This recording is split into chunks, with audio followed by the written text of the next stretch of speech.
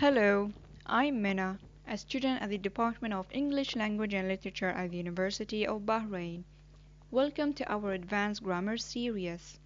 In this presentation, I'm going to explain the uses of conditionals.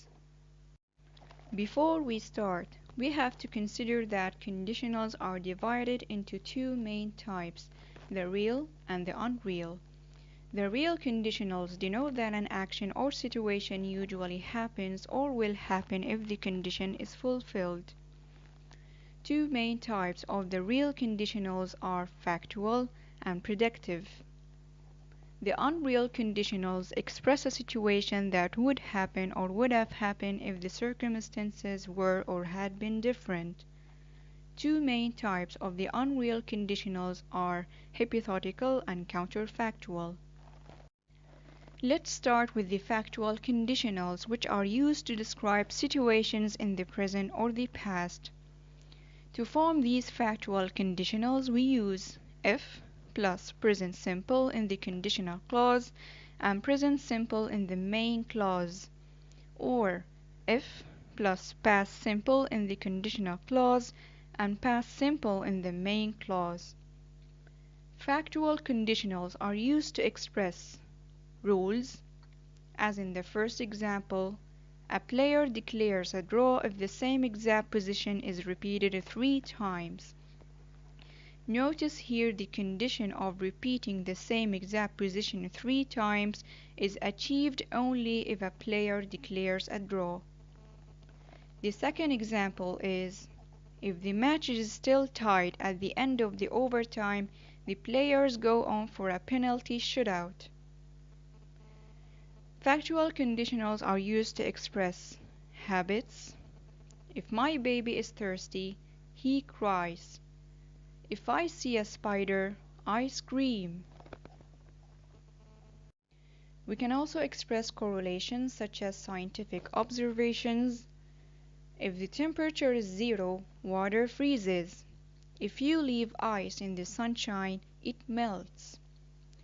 We can express instructions. If we get separated, meet me here.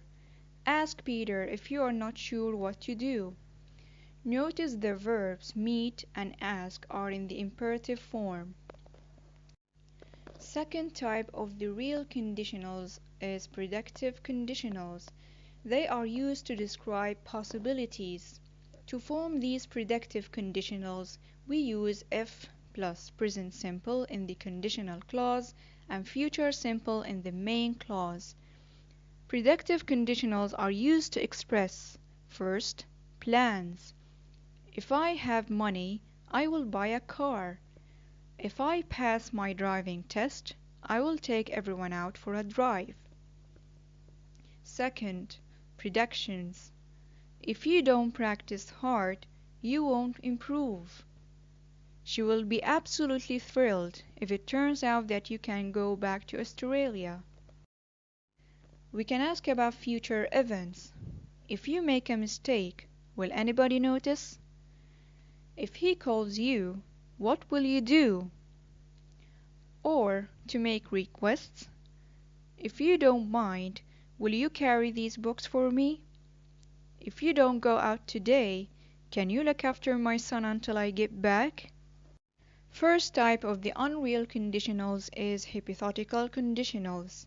They are used to describe imaginary or unreal situations. We can form these hypothetical conditionals by adding if plus past simple in the conditional clause and would plus infinitive without to or the bare infinitive in the main clause. Hypothetical conditionals are used to express, first, imaginary situations. I would ban cars if I ruled the world. Notice here that the action of ruling the world is impossible, and therefore banning cars is an imaginary situation. If she were taller, she would be a model. Second, potential outcomes. If they traveled by train, they could arrive earlier. If she had more support, she could set up her own business. Third, willingness. If I had enough money, I would buy that house. If we had the time, we would do more exercises. Second type of the unreal conditionals is counterfactual conditionals. We use them to imagine past events happening differently with different outcomes. To form these counterfactual conditionals, we use if plus past perfect in the conditional clause and would have plus past participle in the main clause. Counterfactual conditionals are used to express regret or assign blame. To express regret, as in the first example, I wouldn't have said anything about it if I'd had any idea he would make such a fuss. If I hadn't been late, we might have met. Or assign blame. If you had stopped smoking, you would have saved a lot of money. If you had warned me, I would not have told your father about that party. To conclude, remember to use factual conditionals to express rules, habits, correlations, and imperative forms. Predictive conditionals for plans, predictions, ask about future events, and make requests.